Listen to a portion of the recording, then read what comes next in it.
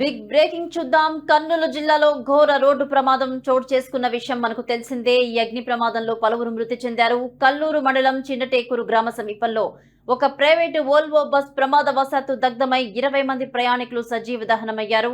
బెంగళూరు నుంచి హైదరాబాద్ వెళ్తూ ఉండగా శుక్రవారం తెల్లవారుజామున ఈ విషాద ఘటన జరిగింది. ఈ దుర్ఘటనపై రాష్ట్రపతి ద్రౌపది ముర్ము నుంచి తెలుగు రాష్ట్రాల సీఎంల వరకు పలువురు ప్రముఖులు తీవ్ర దిగ్భ్రాంతి వ్యక్తం చేశారు.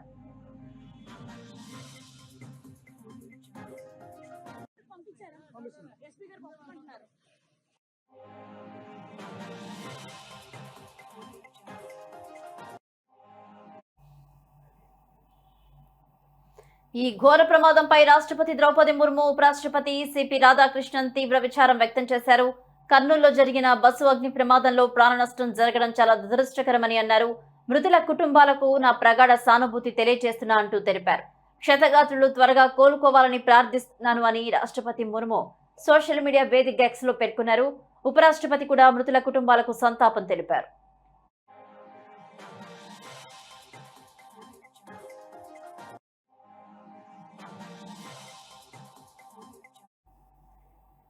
ఇటు కర్నూలులో జరిగిన బస్సు ప్రమాదంపై ప్రధానమంత్రి నరేంద్ర మోదీ స్పందించారు. ప్రధాని నరేంద్ర మోదీ ప్రమాదంపై దిగ్భ్రాంతి వ్యక్తం చేశారు. కుటుంబాలకు ఆయన ప్రగాఢ సానుభూతి తెలిపారు.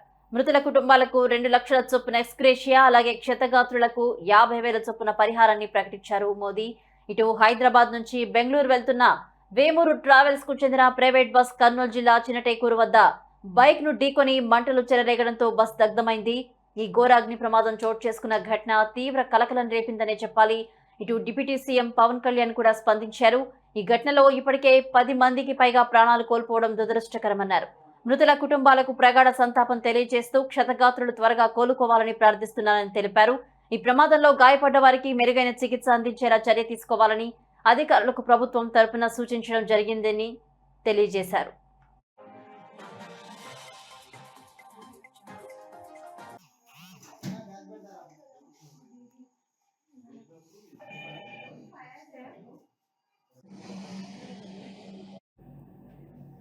మరోవైపు తెలంగాణ సీఎం రేవంత్ రెడ్డి కూడా ఈ ఘటనకు సంబంధించి స్పందించారు. ఏపీ అధికారులతో మాట్లాడి అవసరమైన సహాయక చర్య తీసుకోవాలని రాష్ట్ర అధికారులను ఆదేశించారు. తక్షణమే హెల్ప్ లైన్ ఏర్పాటు చేయాలని సూచించారు. గద్వాల్ కలెక్టర్, ఎస్పీ ఘటనా స్థలానికి వెళ్లి సీఎం కూడా అక్కడ ఆదేశించినట్టు తెలుస్తుంది. పనులు త్వరితగతిన చేయాలని కూడా ఆదేశించారు అధికారులను. మాజీ సీఎం, వైసీపీ అధినేత వైఎస్ జగన్ కూడా ఈ దుర్ఘటనపై స్పందించి ఈ వార్తలను తీవ్రంగా కలిచివేసిందంటూ ఆయన తెలిపారు. మృతుల కుటుంబాలకు నా ప్రగాఢ సానుభూతి తెలుపుతున్నాను. క్షతగాత్రులు త్వరగా కోలుకోవాలని, వారికి మెరుగైన వైద్యం అందించాలని సూచించారు.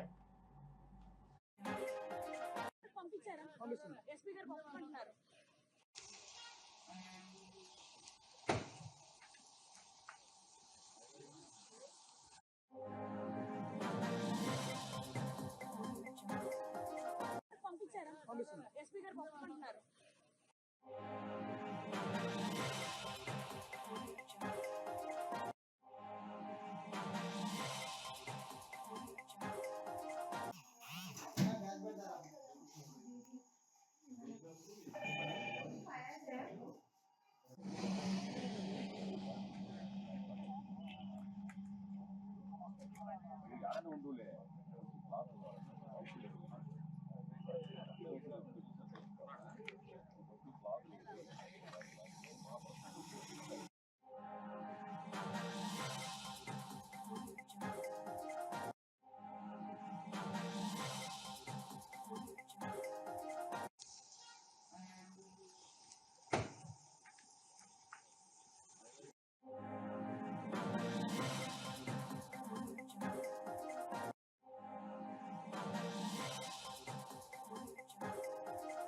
పంపించారా?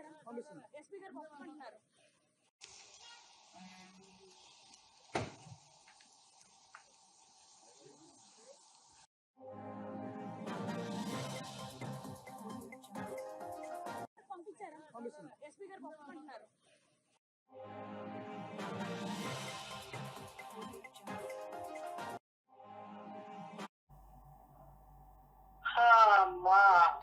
ప్రమాదం జరిగిన సమయంలో బస్సులో సుమారు 40 మంది ప్రయాణికులున్నట్లు సమాచారం. ప్రమాదం జరిగిన వెంటనే అధికారులు అక్కడ అప్రమత్తమయ్యారు. 12 మంది ప్రయాణికులు బస్సు ఎమర్జెన్సీ డోర్ అద్దాలు పగలగొట్టి ప్రాణాలతో అయితే బయటపడ్డారు. చూస్తుండగానే మంటల్లో బస్సు పూర్తిగా దగ్ధమైంది. మిగిలిన వారు బయటకు రాలేకపోయారు. ఈ ఘటనలో బస్సు పూర్తిగా కాలి బూడిదైపోయింది. విషయం తెలిసిన వెంటనే రాష్ట్ర రవాణా శాఖ మంత్రి మండిపల్లి రాంప్రసాద్ రెడ్డి ఘటనా స్థలానికి హుటాహుటిన బయలుదేరారు.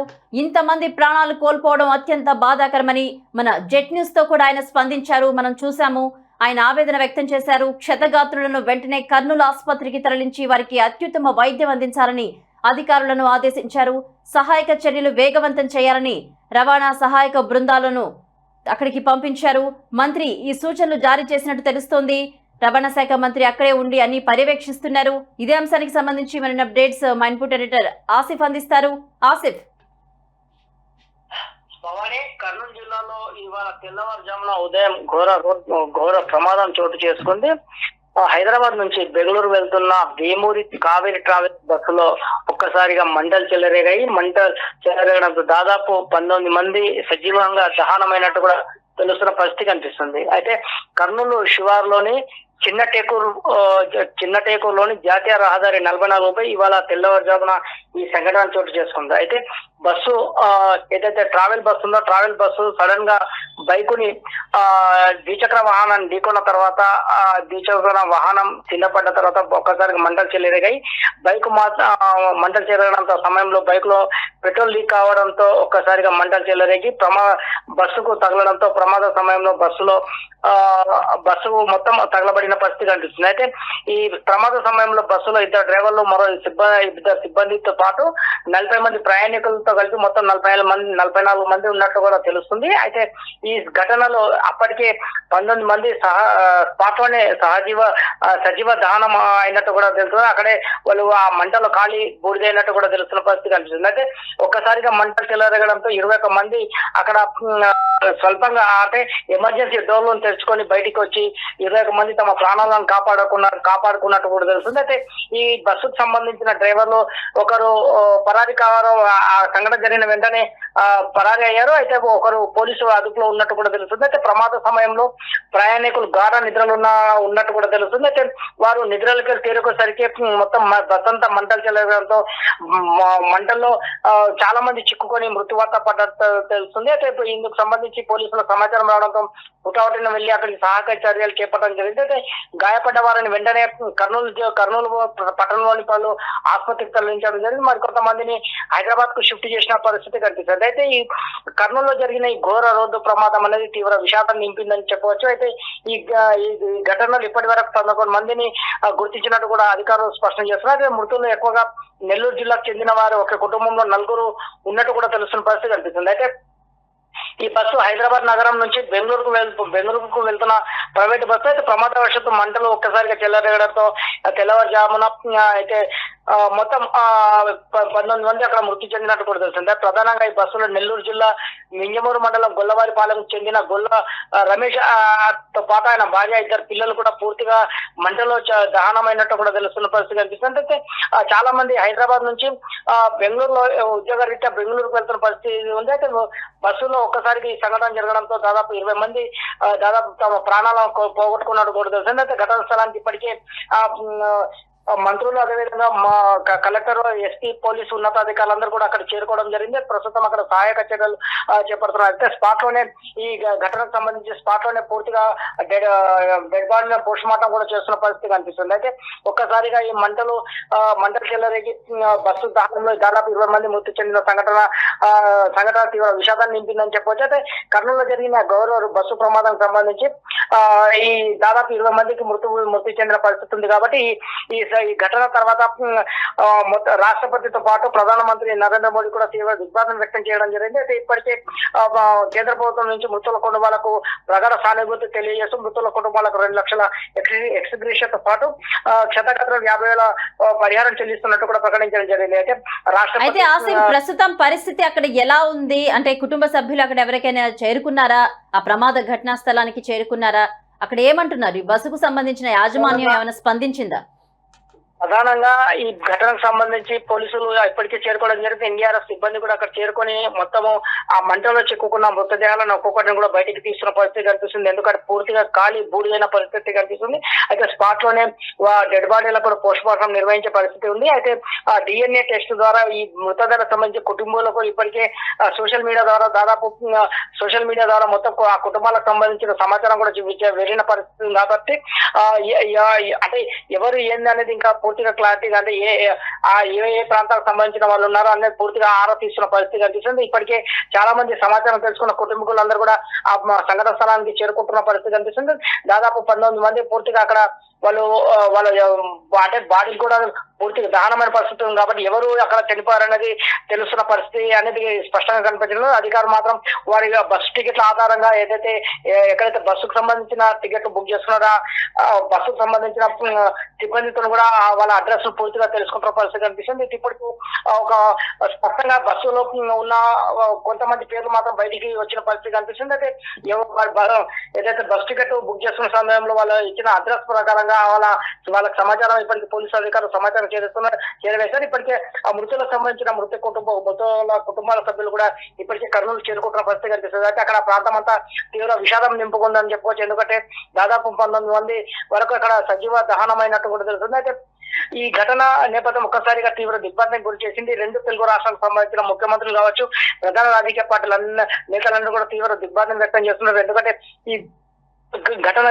జరగడంపై దాదాపు 19 మంది మృత్యువార్త చెందడంలో అందరూ కూడా తీవ్ర దిగ్బంధం వ్యక్తం చేస్తున్నారు. జరగకుండా ఘటనలు జరగకుండా భవిష్యత్తులో ఇట్లాంటి చర్యలు తీసుకునేందుకు ఇప్పటికే ప్రభుత్వం కూడా ఉన్నతాధికారులతో మాట్లాడుతున్నారు. భవిష్యత్తు ఇట్లాంటి సంఘటన జరగకుండా గట్టి చర్యలు తీసుకునేందుకు ఇప్పటికే ప్రభుత్వాలు కూడా సిద్ధమవుతున్నట్టు తెలుస్తుంది. Bhavani. Right, thank you Asif.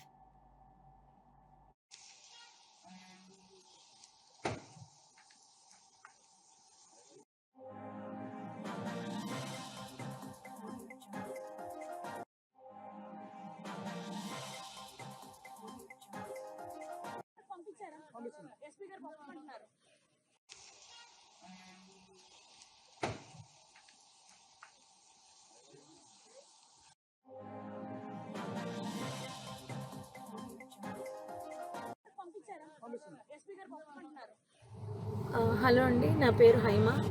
నేను పుట్టపర్తి వెళ్ళి హైదరాబాద్ వస్తున్నాను. కర్నూలు దగ్గర మీకు యాక్సిడెంట్ అయింది కదండి. ఆ యాక్సిడెంట్ దగ్గర ట్రాఫిక్ జామ్ అయింది. ఎందుకు అంత జామ్ ఆగి ఉంది? సాధారణంగా అది ఆగే ప్లేస్ కాదు, ఆగి ఎందుకు ఉంది అని అడిగితే అప్పుడు నా పక్కన కూర్చున్నాడు కాబట్టి డ్రైవర్కి తెలుసు. డ్రైవరు అక్కడ కాలిపోతున్నట్టుంది మ్యామ్, బస్సు కాలుతుంది అక్కడ. సరే గబగబా ఏదైనా హెల్ప్కి వెళ్దామా, అసలు ఏమన్నా పోలీసులు వచ్చారా లేదా అని నేను గబగబా కారు దిగి వెళ్ళానండి. వెళ్ళేసరికి బస్సు తగలబడిపోతుంది. కొంతమంది కింద కూర్చుని ఏడుస్తున్నారు, ఎవరెవరు ఉన్నారని ఏడుస్తున్నారు, కొంతమంది టెన్షన్ పడుతున్నారు, ఇలా ఉన్నారు. ఆ బస్సుకు సంబంధించిన వాళ్ళు అలా వాళ్ళ పరిస్థితి అలా ఉంది. ఇంకా మిగిలిన వాళ్ళ ఫోన్లు అన్నీ కూడా పాప అందులో కాలిపోయాయి. చాలామంది దగ్గర ఏమీ బయటకు వచ్చిన వాళ్ళ దగ్గర ఏమీ రాలేదు. అక్కడ ఉన్న మిగిలిన జనం అండి మొబైల్స్తో వీడియోస్ తీసుకుంటున్నారండి. ఎవరైనా పోలీస్కి కాల్ చేయలేదు. నేను కార్ దిగి వచ్చే హడావుల్లో ఫోన్ ఏమో కార్లో వదిలేశాను. వర్షం పడిపోతుంది పక్క నుంచి, ఫోన్ టచ్ చేయడానికి కూడా ఎవరిదైనా అడిగి తీసుకుని టచ్ చేద్దామని వర్షానికి తడిచి అది పని చేయట్లేదు. నేను మళ్ళీ గబగబా కార్ దగ్గరికి వెళ్ళి వెంటనే కర్నూలు ఎస్పీ గారికి అండ్ ఎస్బీ ఇన్స్పెక్టర్ గారికి కాల్ చేశానండి. లక్కీగా ఎప్పుడో నెంబర్స్ ఉన్నాయి. కాల్ చేస్తే వాళ్ళు ఇమీడియట్లీ రెస్పాండ్ అయ్యారు. వాళ్ళు రెస్పాండ్ అయిన కాసేపటికి రూరల్ సిఏ గారి బృందం అంట వాళ్ళు వచ్చారు. దాని ముందే ఫైర్ స్టేషన్ వాళ్ళు వచ్చారు. అండ్ ముందు ఫైర్ స్టేషన్ వాళ్ళని నెక్స్ట్ ఫైర్ సిబ్బంది, నెక్స్ట్ అంబులెన్స్, పోలీస్ వారు వీళ్ళందరూ వచ్చేసారండి. అప్పటికే ఒక ప్రైవేట్ వెహికల్లో ఒక 6గురిని హాస్పిటల్ పంపించారు. నాతో అతను ఎవరో హరీష్ అంట, ధర్మవరానికి చెందిన అతను. పాపం చాలా మంచి వ్యక్తి ఆయన కూడా. ఆయన ఒక 6గురిని ప్రైవేట్ వెహికల్లో ఎక్కించి పంపించారు. తర్వాత వీళ్ళు వచ్చాక ఒక 5గురిని అంబులెన్స్లో ఎక్కించడం జరిగింది. ఆయన తీసుకెళ్లారండి. ఆ తర్వాత ఈ లోపలనే మొత్తం ఎస్పీ గారు పోలీస్ సిబ్బంది అందరూ వచ్చేసారు. ఆ, అసలు ఆ మాంసపు ముద్దలు కాదండి, నిజం చెప్పాలంటే చాలా దారుణం అది. ఈ అస్థిపంజరాలు అలా సీట్లలోనే చూసేసరికి అసలు నాకైతే వల్ల కాలేదు. ఎవరైనా ఫ్యామిలీ అండి, చాలా ఆ ఫ్యామిలీ ఎంత బాధపడుతూ ఉంటారో. నేను అది తట్టుకోలేకపోయాను. వస్తూ అక్కడ ఆంజనేయ స్వామి గుడి దగ్గర ఆగిపోయి నదిలో మునగడం జరిగింది. నిజం చెప్పాలంటే చాలా బాధాకరం అండి. ఎవరు కాపాడడానికి అవకాశం లేదు. నిజం చెప్పాలంటే పోలీసులు రాకపోయింటే చాలా ఇబ్బంది పడిపోదాము. హెవీ ట్రాఫిక్ అండి. పోలీసులు లోపలికి రావడానికి బయటకి కూడా ఉండకపోను. ఆ ఇన్ఫర్మేషన్ ఇవ్వడంతో క్లియర్ చేసుకుంటూ వస్తూ మొత్తం లోపలికి వచ్చారు. అంతా ఆఫ్ చేశారు, మంటలు అవి ఆఫ్ చేశారు. జరిగింది అయితే ఇదండి. ఆ బస్ కిందనే బైక్ ఉండిపోయింది. ఆ బైక్ని కొట్టేస్తే బైక్ అతను చనిపోయి రోడ్డు పక్కకి పడిపోయాడు. మళ్ళీ ఆ బైక్ మాత్రం బస్ కిందకి వెళ్ళిపోయిందండి. అర్థమైపోయింది ఇది సార్ జరిగింది.